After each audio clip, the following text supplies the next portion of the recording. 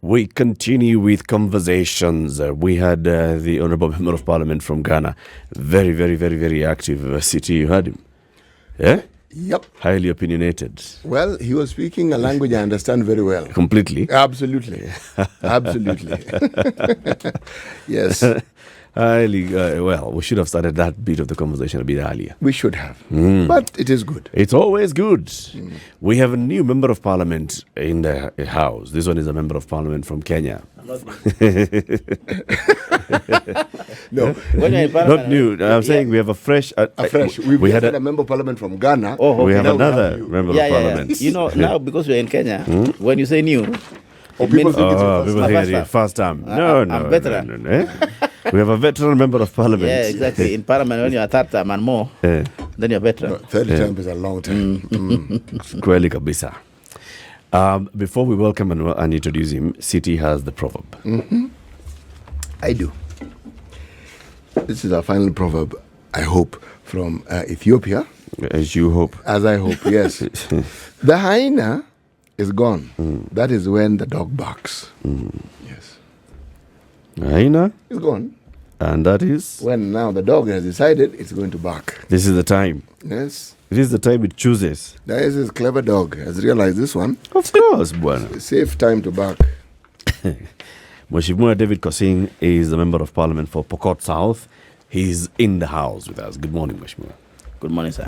Welcome to Kenya's biggest conversation, the hot seat of the Situation Room. Make yourself comfortable and all. Of course, you are a veteran Member of Parliament. This is your what term? Third term. Third term. 10 years serving, going now, starting your 11th. I am starting my 11th and 15th. 15 years. Yes. Yeah. Very good. Very good. Karibu sana to the show. We have had conversations with members of Parliament from the region of yours because we have talked about the insecurity that touches on those counties. Starting from Baringo, it crosses over into Samburu, into Elgeyo Marakwet, into West Pokot, goes into Turkana. And we keep asking, what is it that needs to happen so we can end this? And that's why we've welcomed you to the studio. Karibu sana. Asante. From where you sit, you represent the Pokot people. You know, wherever we have somebody here, they tell us now they are representing the Marakwet, or they are representing the Keyo, or they are representing the Pokot, or they are representing the Turkana. Yes. And there's always accusation and counter-accusation. You know, our people cross over to the other side, and those people then come over into our side, and they raid, and there's always this and the other. The insecurity in that region goes back very many decades, not just a few years. And from the government of Kenyatta into Moi, into Kibaki, into Uhuru, now into Ruto, every new president inherits the same issue. And they always promise to crack down on it. But what is it that happens there? My good brother, thank you for bringing me here to this Spice. I watch in the morning in my house. So you are fairly popular. Karibu. And with Katie and then you are very popular. So I think you are fairly new. So, but let me tell you, my brother, this region and the insecurity, there's one or three things which are common in that area you're talking about. And I think this need to be understood. So then from that context, we can be able to analyze the conflict. Number one is that area is semi-arid, or rather semi-desert. The entire area, you take it from Turkana, crossing Pokot, crossing Baringo County, that's what I'm talking about, going to Samburu, going to Isiolo, you know, inashikana hivyo until the end. One common thing is that it's arid or semi-desert, point number one. Number two, the community that I'm talking about living in that area, they depend on one, economical and subsistence activity, which is cows. Remember, it's economical and subsistence. Meaningful food. And in fact, also, I'll say religion and medicine. They depend on one product, which is an animal. That animal needs something to live. It needs pasture. So when you put pasture and arid and desert, they don't go together. It is seasonal. It's very seasonal.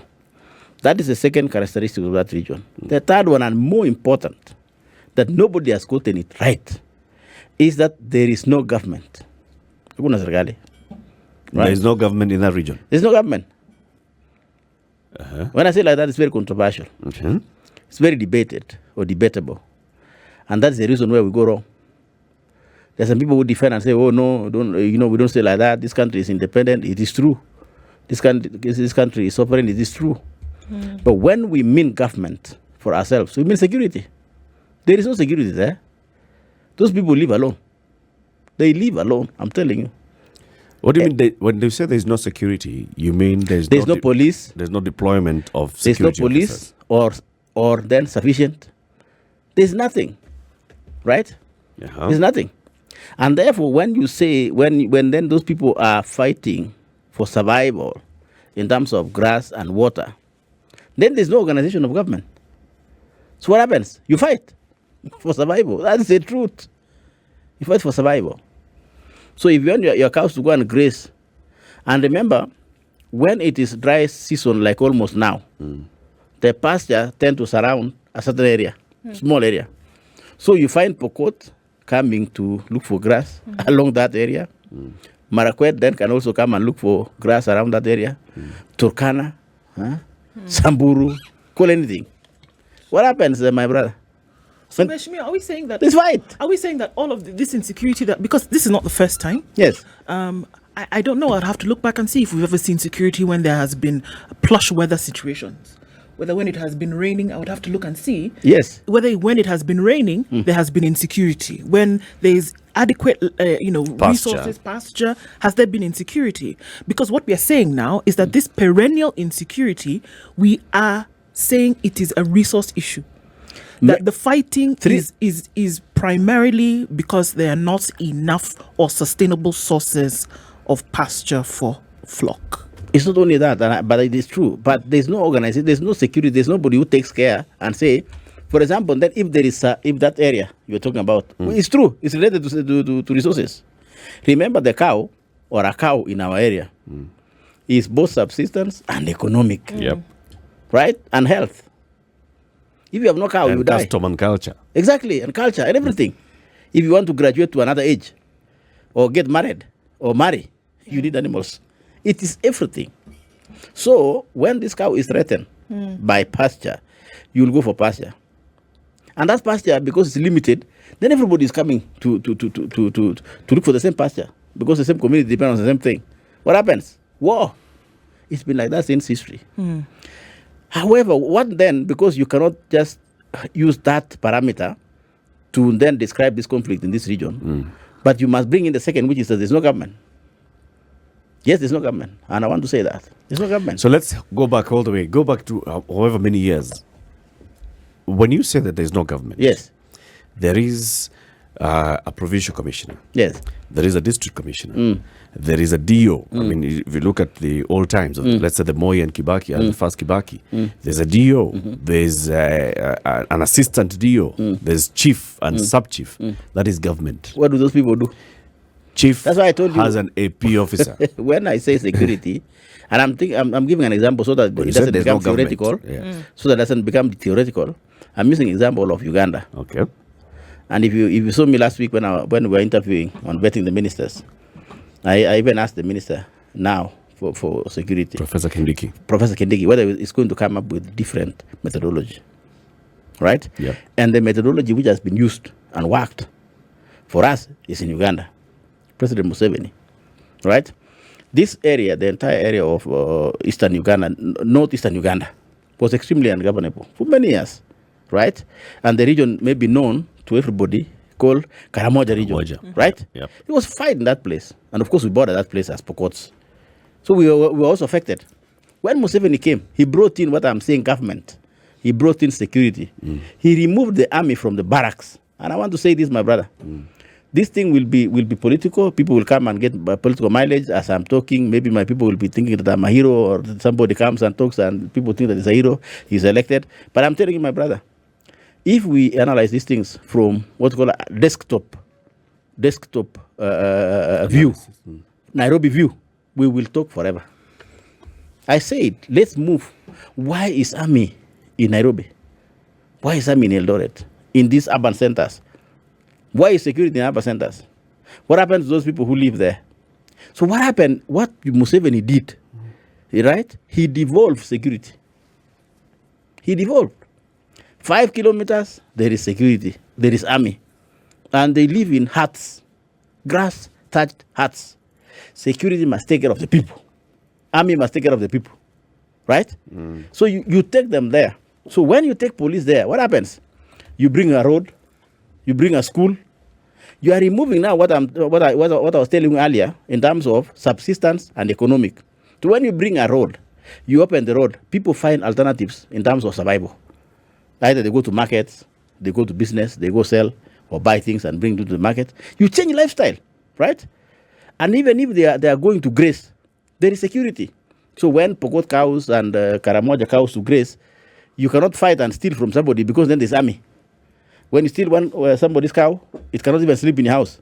The army comes and picks in the morning. So you find that it's useless. And the army knows that you have gone to your neighbor and picked an animal. Then they work on you. So what happens? You don't steal. Yep. You can even graze together. Becomes a deterrent. It becomes a deterrent, and then again also you graze together. Then you change your lifestyle. You become friends. You kind of know each other. You break the ice. You become friends. You become relatives. You even get married or marry, right? And if you go to Uganda now, and I want to tell you people who analyze these security issues from, and I thank you for giving us an opportunity to come and share with you. But I want you people one day, take a walk. Take a walk to Tiati. Take a walk to Baragoy. Take a walk to Skuta Marmar.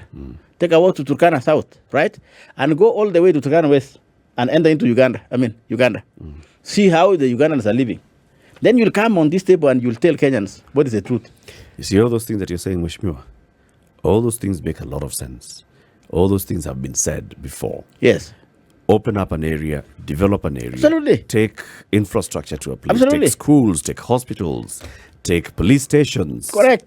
Take them there. Take them there. We establish Let them live with the people. anti-stock unit. Let them live there. Yes. Moi knew this.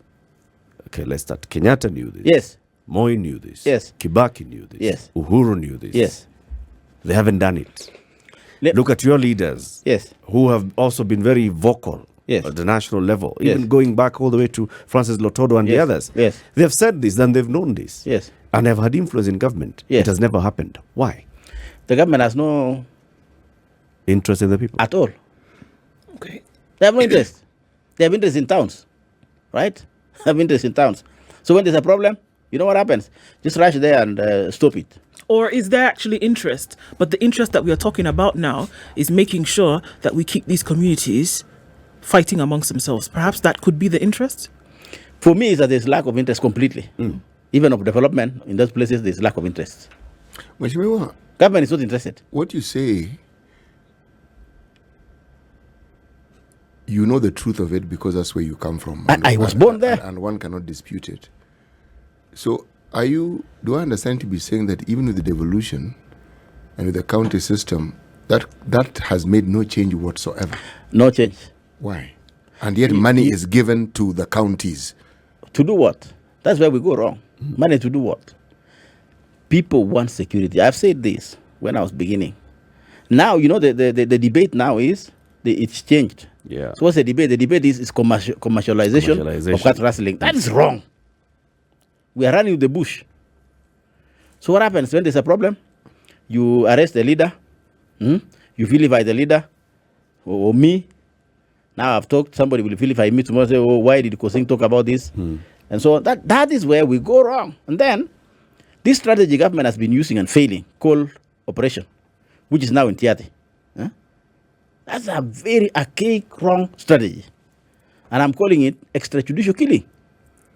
They only baptize it by the name operation. So that looks like it is. And disarmament. And disarmament, then it looks like it is allowed. Or it's a just war. It is actually what I'm calling extrajudicial killing. Of who? Of the Pokot people, if that's the case. Now the operation is in Tiati. That's extrajudicial killing. The operation going on right now in Tiati is targeting your people. Yes, targeting Pokot. And I'm calling it extrajudicial killing. And why would you say that the Pokot are being targeted? Where is operation? It's in Tiati. Tiati is where it's Pokot. It will, and it's isolating us and making us a bit even feel very bad. Even me as a leader, I feel bad. That will not help. That will not bring peace. What would they, in your opinion, what should they have done?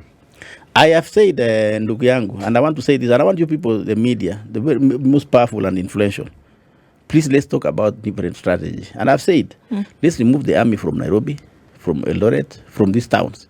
Take them to live with the people. You know, when you take the army to live with the people in Baragoy, the people in Tiati, the people in West Pokot, the people in Turkana, the people in Sholo, right? As I told you, it is a deterrent.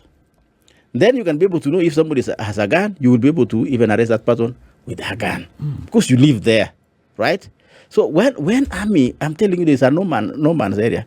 If you don't want to drive, please take a chopper and fly over this area. You'll just come and tell me when you come to this TV or radio, you come and tell me those people are suffering. I'm telling you, those people, they are alone with God and mercy. No, they're not alone. There's somebody who's supplying them with very sophisticated weaponry, Mweshimiwa. Let me tell you. The business of conflict is not cheap. Leadership of that area has been accused. And let me just point it out. The members of the other communities that have recently been speaking have been saying, look, there is no way a 10, 11-year-old Pokot kid could have the kind of gun that they have now. There's no way those guns can get all the way to the hands of these teenagers without some serious connected people having supplied them. And then they point out to the local leadership of this community must be aware of what's happening because they don't speak against it or they don't even tell us who's responsible for it. How do you respond to that? It's a fallacy. I'm not saying that, of course, when I say that, people say Pkosing is defending his colleagues and leaders and maybe Pokot leaders. I will say forever. So what is the fallacy? The fallacy is, and that is where I'm saying you go wrong, because we miss the target. What is the target? The target is take the police from Nairobi, let them go and live there. When we say like that, they say, okay, well, for no, they killed 6 policemen, they killed 3 policemen. They killed 40. Now 40, they can't live there. It's not true. What do you do when, for example, you are living in that area? Remember that you have a cow, which is your life, your religion, your medicine, and it's threatened. And you are living alone. No government. What happens? People try to survive, including now looking for those weapons you're talking about, right? What do? Do you wait to die? No, you can't. You better die fighting. It's just like saying, don't die kneeling. You better die standing. Because nobody, I want to tell you, my brothers, it looks like it is, or maybe Pkosing is talking about what? I want to ask this. I want to plead with you guys. I want to plead with this Spice TV and radio. Please go to Tiati, go to Baragoy, go to Turkana. Just fly. Just fly. Take a fixed wing or a chopper, fly. Then come and talk. And call me for a discussion. Maybe you land there, maybe sleep there. Then the following day come and call me. There's no life. People live there like animals. People live there like I don't know, like savages. And it is independent Kenya. When I asked about the county government, you dismissed it and said they do nothing. And yet, the county government, if it's West Pokot, it is, I believe, a Pokot who would be the governor. You are a Pokot. Yes. How many members of parliament do we have in that region who are Pokots? We have 6. Yes. The question I was asking, let me ask it in greater detail. The resources that other counties get, the county that you belong to also get. The leaders who are there are elected by those people as you are elected. What I hear you saying is that you are helpless, that the help you require goes beyond your office as a member of parliament, and that the national government ought to intervene. But what I was asking is, are we saying that the resources, now we are now, is our 3rd term with the county system? Yes, that term, yes. Are we saying that all that money, because the county has received funding, that it has done nothing whatsoever to change the lives of the people, even in the slightest bit? That even you, with your Constitution Development Fund, there is nothing that it has done to touch or change the lives of the people? And that's where we go wrong. I think I've not been understood. I've not been understood. And that is why. Let's do it again. I think it's necessary. And that's why these people cannot be understood. The Pokot and that war, and the call everybody will leave that place. That is why we'll continue with our war forever, because we are not understood. Even when we explain, we are not understood. I said one thing earlier, that the cow is what? It's everything. It's everything. Economic and subsistence. I said that first. Number Plus two, religion, plus culture. I said there's no government. I have not talked about any money from counties, right? And my view, I was born there. I grew up there. I will tell you this. Before you talk about resources from counties, and I'm not blaming and I'm not cherishing the resources from counties, please, first of all, make people live peacefully. Bring security. Leave alone this idea of, there's money from counties and so on. Security is a national government function. Okay. And it is number one in that place. And I've given you an example of Uganda. Let us go together. I can even volunteer. I can volunteer to take you there if you feel like now my friend, madam, maybe she fears to go to that place. No, I will volunteer to go there with you, myself. Then you come and sit here and call the Pokots, call the Turkanas. Then we can have an informed decision. I'm not talking about the money. The money is number two, number three. Because even if you bring the money will not even access in time. So what will government money do? Maybe look for food, pay for fees, maybe bill for 1 or 2 classes. So what about this area, which is now, for example, ungovernable? Yeah. You build a school for what? Then what happens? You default that money to maybe the peaceful places, which now then is going to be towns. Even in West Pokot or Turkana or Samburu, it is within the towns, right? The people who are now, then the vast area is left without those facilities. So what happens? Few people come and live in town and go to school. The majority of people who depend on cow will be in the bush. I will tell you this, my brothers. If government wants to finish this thing, right? They just do one thing. Say, okay, well, today, what's the problem? Is it what I'm saying? Has it been tested? Yes, it's been tested. Where? You don't need to go to Europe to go and learn these things. You go to Uganda. See how this conflict of eastern, northern Uganda was finished by Museveni, right? It took a bit of some time, and even Kenya. I'm approximating 15 years myself. I'm approximating 15 years. So what you do, you map the area. 5 kilometers, let the army live there. 15 years, my brother, you remove your army. People will have found a different way, a new normal. They will, because if my cow, for example, if I'm a Pokot and my cow is stolen, it will be returned in a minute. So then there's no need to steal. If my cows are going to graze, I'm not worried they're going to be stolen by Turkana. I'm not going to look for guns, therefore. Because my cows will go and graze, no problem, come back in the evening. And then now you can now bring your county money and something like that. 15 years, we will change that place completely. But is there no external force in all of this? And this is the question that has been asked. Because if we talk about the theft of this sacred cow, essentially, and that if it is somebody steals your cow from here and takes it there in the evening, the possibility of you tracing where it went, then it's probably very high. So this is the question. Is there not an external force working here? Which is why I asked is, perhaps there are those who are really interested in what is going on there because it is a source of livelihood for somebody else. It's business for somebody else to ensure that this conflict continues in this area because they're benefiting. And like we said, the business of conflict is not cheap. It is a very expensive venture. How are these young people, how are these, whatever they want to label them as, accessing these weapons? How are they doing that? Who's sponsoring them to do it? Because if we say put the army there, right, which I hear you on, Mweshimiwa, that security then is paramount in this area. And that if after 15 years this can be sorted out, does that take care of the issue? You see, if there is a drought, does it take care of the drought that people will continue to fight over?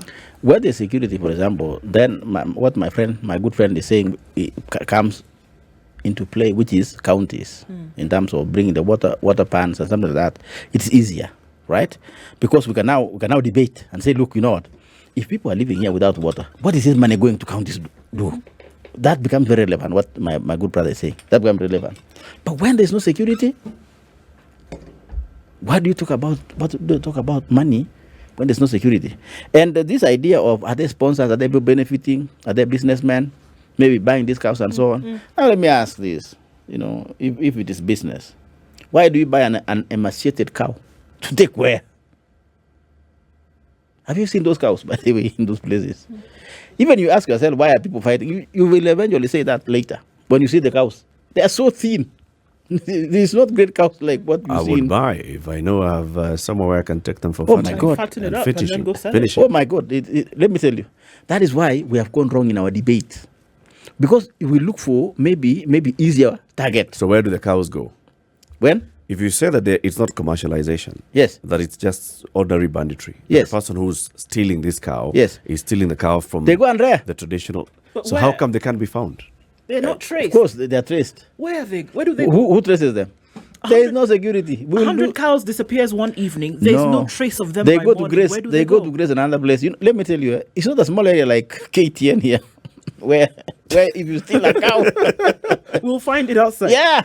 But also, cows don't have the wings. mentality- Mheshimiwa. By the Pardon? time cows don't have wings. No. If you steal a cow here and it's an emaciated cow, how long would it take for it, It will travel 100 kilometers. Let me tell you, we are talking about how many kilometers square? Yeah. How We're long, talking more how than- long would it take for a cow to You are travel 100 talking kilometers? about more than 200 kilometers square. That nobody lives. So if you take a cow for another 10 kilometers, it's finished. That's there. I'm at 20 kilometers. I'm at 50. But Nobody goes there. the people know. The people live with these cows. Yeah. Those that have lost the cows. And those people who live with those cows are either Turkana or Pokot or Samburu. Exactly. The cows are those, gone there. Those that lose the cows also know their cows. Yes, and of course, And you they know the speed at which a cow could travel. Yes. So and when- if they try to reach for these cows and they say, we have actually traveled faster than we know a cow would travel. Yes. And we didn't find it. Yes.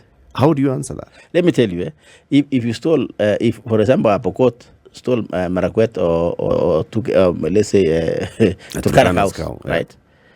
And it has gone. When a Turkana steals, it's like taking back, right? Even if they take from another place, they don't care, so long as they have taken back.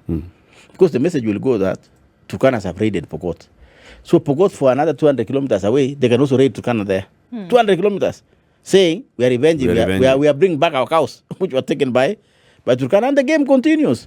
Let me tell you, my good brother, I will say this and I'll keep on saying, if you want to finish this game, Security. let's take the police there. Let's take the army. Army have, and nowadays now with Safaricom and this network, right? I was even telling them now put a lot of network there. Then when you have the army there, take this Puma or whatever, what do you call those helicopters of army? Position them there, right? So there's a problem, they fly around. And it's going to take 15 years. Let's go to Uganda. It has been done. Nobody works with a gun now. Let's take a break. And Mheshimiwa. okay. Let's take a break. It's 26 minutes to 9. Mheshimiwa David Pkosing is the MP for Pokot South. We are talking about the insecurity in this region where he comes from. The Pokot, the Turkana, the Samburu, the...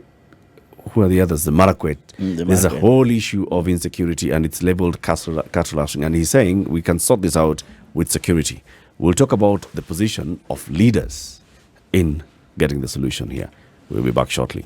This is the Situation Room, the only way to start your day. Eric Latif, Nduo Kositi Muga, and David Pkosing, the MP for Pokot South. We are talking about insecurity in the region. Pokot, Samburu, Marakwet, Turkana, Baringo, going all the way into Isiolo. What's happening here? And the MP is saying the solution to the insecurity is security. Bring security to the area and we sort out the issue. Now, if I look into this region and look at the senior security people in the country who've come from this region, whether you talk about the military, the police, even heads of GSU, heads of police, heads of anti-stock theft unit, heads of other formations within the security sector, they've come from this region. If they're not Pokot, they're Samburu, Marakwet, Turkana, Baringo, Isiolo, Maasai. It comes from this region. And yet, you're saying they have never deployed officers into the region to cover areas sufficiently. They've never built police stations in the region, never set up camps that are sufficient in the region. So I have to ask myself, why would this be the case?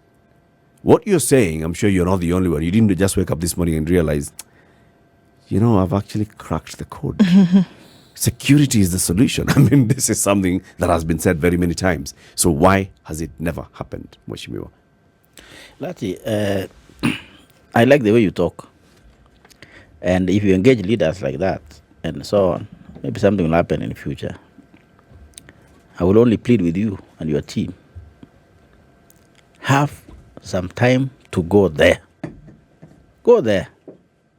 You can begin We'll from... take you up on that, by the way. I'm telling you. We will come.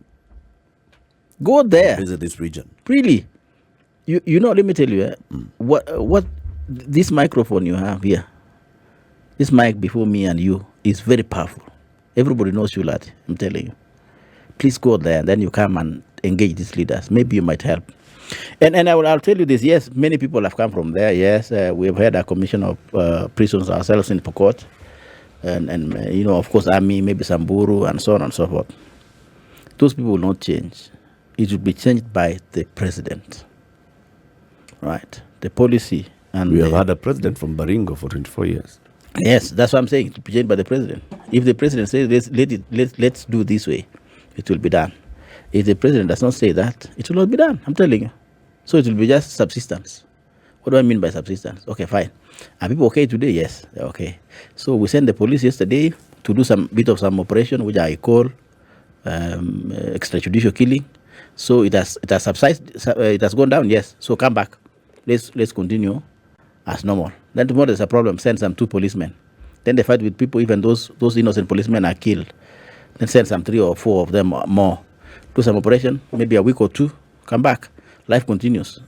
Unless there is a proper. I do not know what's going to happen. I don't know.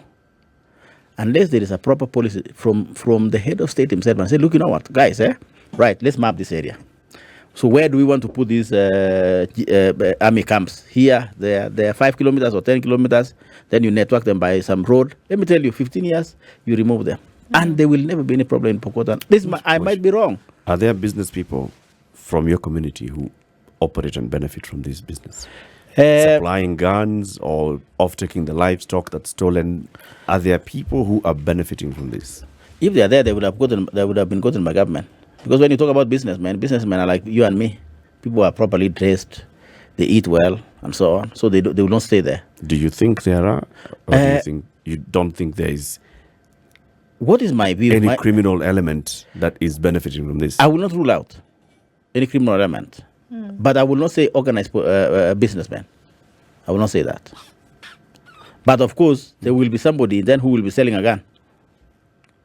If you want to call that person businessman, then he can be a businessman. But if you go down now to even assess whether that's a businessman, from where I sit, I would say that's a survivor. A survivor, right? Because you can't look for something that will not help you.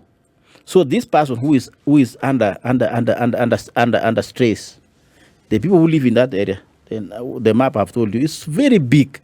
You go from Isiolo to Uganda. You know Isiolo is the middle of Kenya.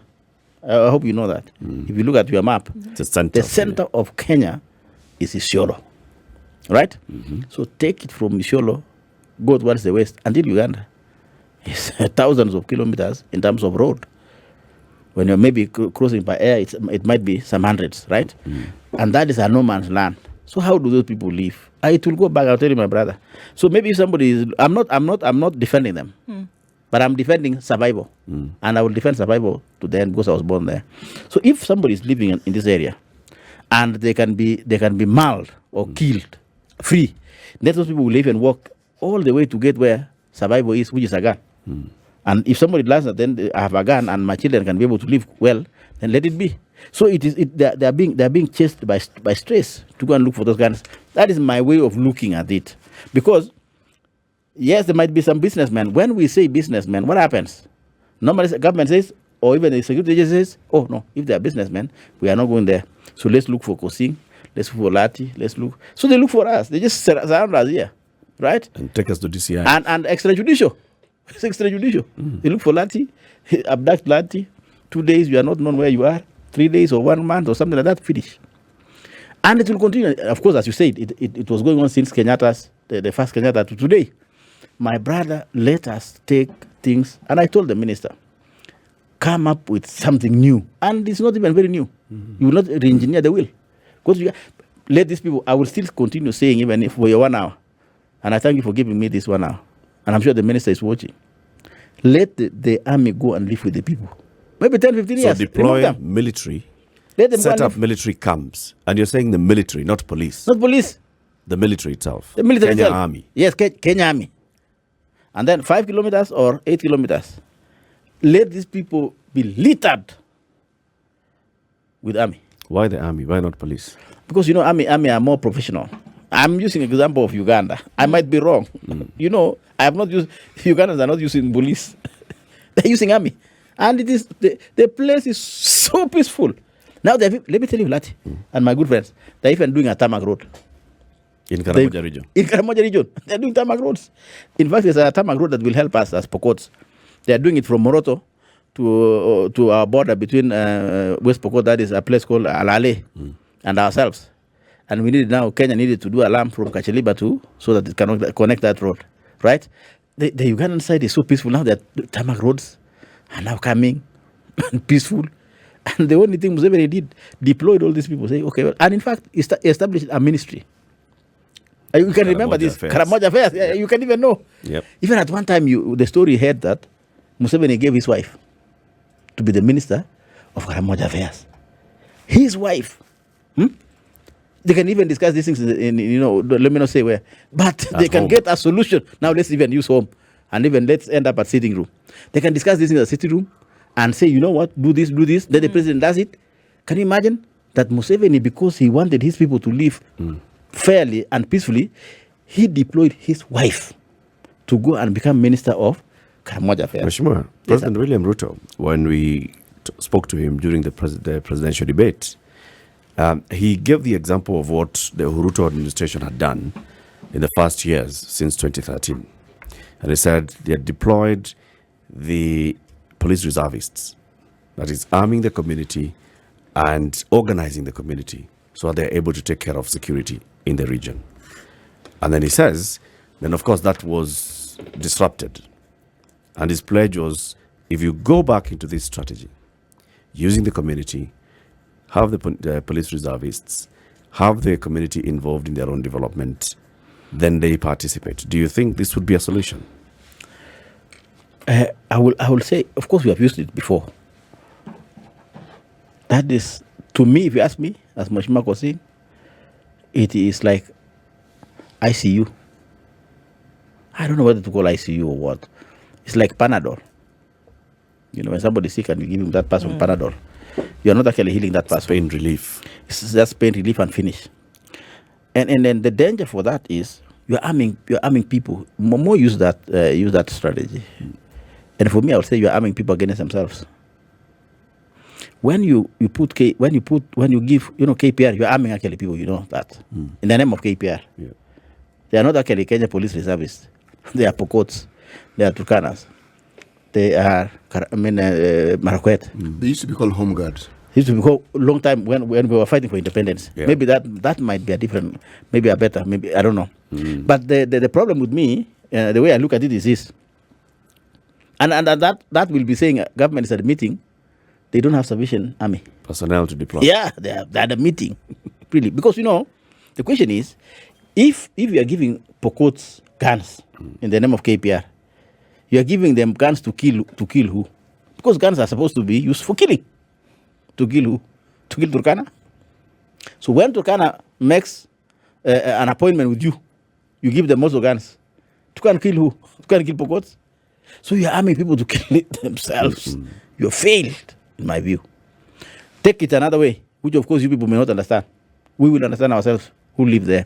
When you arm KPR, and this KPR does not find something to do, you know what's going to happen? He's going to turn the gun against his own people. Right? So the KPR guy becomes like a criminal. The police. Becomes a criminal. Through what? Becomes like the police of the village. He resolves issues. So some brokers can go and say, you know what? Lati owes me. Go and arrest him. So they come and arrest you. That's what's happening. The KPR are used to intimidate the community. Please, let's take the army. Take the army. I'm saying 15 years, let's begin maybe. Take the army there all the way. And I'm telling you, it will be the best place to go and live. Take the army. We will talk forever. You will even invite me even 100 leaders here. If what I'm saying is not done, in my view, it will just be a talk show for political reasons. Or now I'm not going anywhere. I'm in Spice. So I'm around, you know, and it will be just normal business. Unless we say... The military has been deployed here in some operations. Yep. Yes. Operations, including, in fact, they call it multi-agency operation. Especially after that time in Baragoy when many police officers were killed. Police, army, GSU, anti-stock theft, all those officers were deployed in this region for some time. And the situation sort of normalized. And after they pulled back, it erupted again. Exactly. Compare this with Mount Elgon. There's about land defense force. Military is deployed. Operation. They clean up the area. They move back. SLDF has not been heard of again. And that's why I ask Mheshimiwa, who is this who is so well-oiled, so well-connected within the community that they are able to organize, arm, and even wait out a police operation so that then they can quickly redeploy after police re-emerge. Who's this? Good question. Latia, the answer is go there. Go there. You'll ask me that question for 1 year. We'll not get an answer.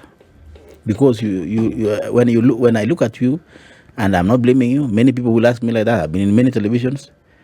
We're just desktop researchers and listeners. You're just in Nairobi. So let's ask who is funding this and so on and so on. So it's good business. Or maybe it's a good talk show. Latia, we're wasting our time. I'm telling you, we're wasting our time. And we are even redirecting the debate. Because televisions like you people here, you actually set the pace of the debate. What you are doing now, you are changing all the story of the debate into business. Let me tell you that. The idea, yes, when you take the army there, they suppress. Let the army then live there. I'm telling you for 15 years, then remove your army. These people will wait out.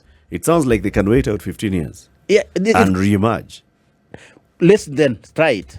Because there was an alternative. We are not winning this one. Take the army there. Let the army then live with the people, right? 10 kilometers and so on and so forth.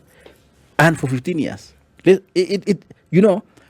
years, what happens? Maybe even if there are some networks of getting guns, maybe there might not be those networks, right? Or something like that. Then you wipe out the chain, right? Maybe 15 years, it will not be there. And maybe most of these people will have to go to school. Because they cannot go to school now. I cannot give birth to my children, right? In that bush and allow everybody to go to school. Who will take care of me? These are Miami. My children are Miami, my friend. I am getting old. I cannot be able to take care of myself and my family. I have maybe, that's why there's a lot of polygamy is there. Because the more the children you have, the more the army you have. You protect yourself.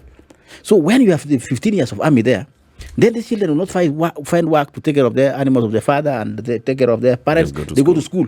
More 15 years, you will not have anybody who is a local army. You would have changed. And this Mount Elgon, don't compare it. Mount Elgon is SLDF is like a location or two. How many kilometers? Maybe around 50 kilometers square. We are talking about 300, 400, 500 kilometers square. We're talking about 1,000 kilometers square when you talk about Baragoy and that area. You can't get finished quickly. This one of Mount Elgon, maybe 2 locations or something like that. So how can 2 locations become a problem? For who? You can ransack it within a day. That's like now, KTN, it's small. So, my brother, I like your debate, but I will still maintain. Please have a different way of debating.